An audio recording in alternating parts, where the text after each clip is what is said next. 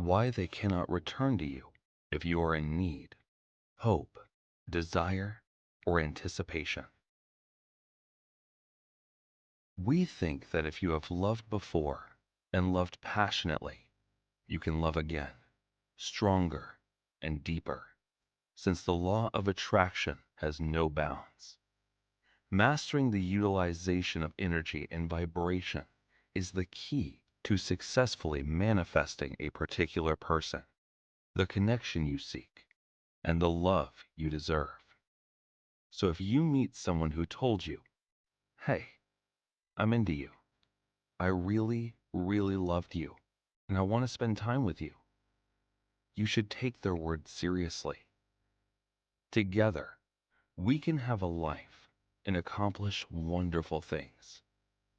Then they vanish without warning. Or perhaps you've been in a relationship where the bond became deeper and stronger and everything was going perfectly. Then they vanish without warning. Or perhaps you are in a serious relationship, or perhaps married, and then they abruptly tell you, I need to move on. Initially, they were the pursuer, since they were after you. You were special. You are unique, and you were drawn into their world, and then fell in love. Then they vanished without a trace, and you are left suffering, desiring, or craving, and still in love. You have no idea what the heck happened, and you are surprised. You are experiencing shock. Some of the explanations they may have for quitting the relationship, ghosting you, or not spending time with you may leave you in a sense of loss and sadness, or for leaving you alone. They have no sentiments whatsoever. I require room. I am attempting to overcome something. It is no longer working for me. After undergoing this event, you are likely to enter a downward vortex, a downhill spiral, and things can continue to deteriorate over time. First, there's begging and appealing, followed by wishing, wanting, and requiring. Then there is the questioning, wondering what occurred, what actually occurred. Sometimes after a break of this nature, individuals will begin to feel guilty, or you might feel inadequate, like you didn't do enough. What if I had said this instead? What if I had done this instead? What did I do wrong? Why were we so compatible? Did we have everything in order? Were we content together? Why did this transpire? How did this come about? Thus, your attention shifts from loving, giving, and sharing to fixation. I've got to get him back. I've got to get her back. I must discover the answer. I must convince her to phone me. I must convince her to speak with me.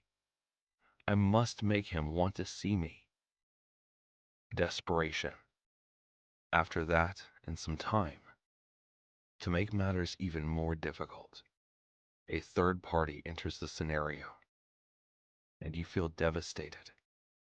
You feel severely injured. And perhaps you have heard that they are engaging in enjoyable activities together. Activities you used to enjoy together. Why? Why did this occur? How? What should I do? Consequently, you begin to focus on the 3D world and what is happening in their lives. You check their social media and you follow them. You are calling them and pleading with them to respond. You are hearing what your friends and other mutual friends have to say about the current situation. Thus, you are confirming the 3D reality. Rather than check even with the inner world of creation inside you, you are a co-creator. As the force of light, the force of God's Spirit flows through you. If you attracted or generated the breakup or ghosting, you may also manifest the reconciliation and a new, amazing, loving relationship. The issue, however, is that when a person goes through this and is in excruciating pain, they often assume that the more they concentrate and fixate on this person throughout the day and night, the sooner they will return. This is not the case. People often believe that if they're feeling good, if they're feeling happy, if they're feeling satisfied, if they're feeling fulfilled, and if they're enjoying their life without a certain person, this somehow sends a message to the universe that I no longer want them back.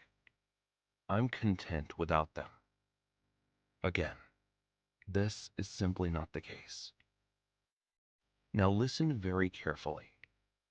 What occurs is that the person who has lost interest in the connection feels strengthened, lifted up, and somehow gratified by your ongoing desire, your continued seeking, and your continued obsession.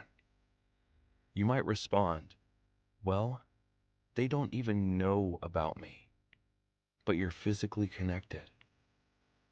You are, and I am unable to describe why. I am unable to describe it to you. However, you are physically filling them with your energy, so they are still receiving what they desire from you, perhaps even more. Okay.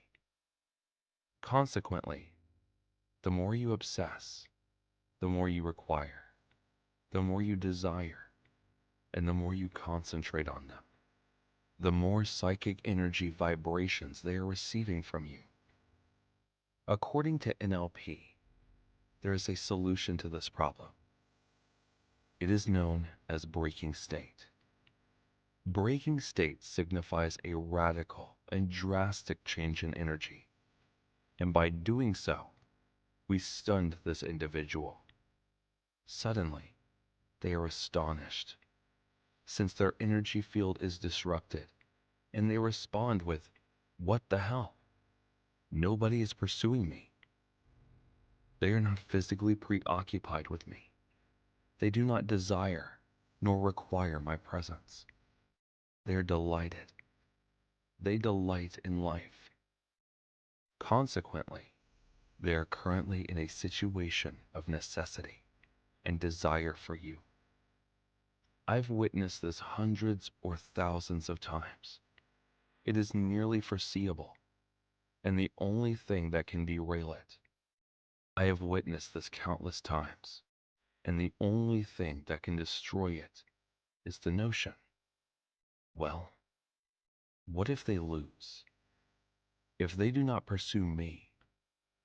What if I don't hear from them? What happens if they do not text me? What if they do not consider me?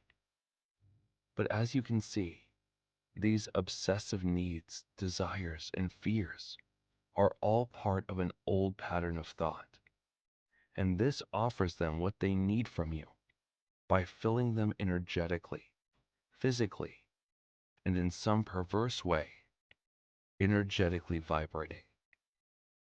You must violate state, and you accomplish this by concentrating on your own journey in life, regarding your inner self. The goal is to concentrate on your life and the life you want to live, as well as the feelings you want to experience every day. The type of people you wish to be around and the type of lover you wish to have are not specific individuals, but rather the type of love or the type of energy.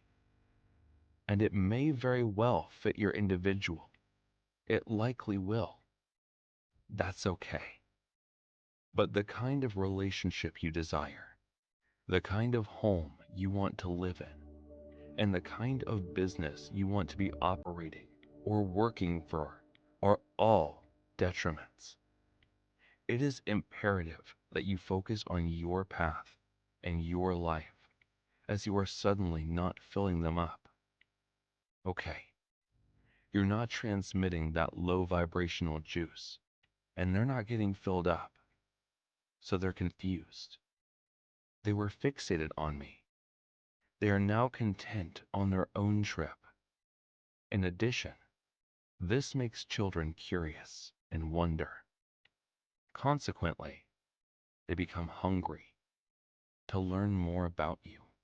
The span of time throughout the separation phase is crucial.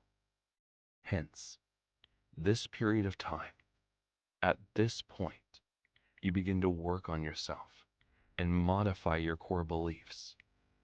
You adjust a few habits and attitudes, because if you don't, people become intrigued and wonder what's going on. I am compelled to return, and when I do, the same energy exists as when I left it. Nothing has changed. You must offer them new juice, new energy, and a new vibe, as I left them with the same energy. Therefore, it is time to work on yourself.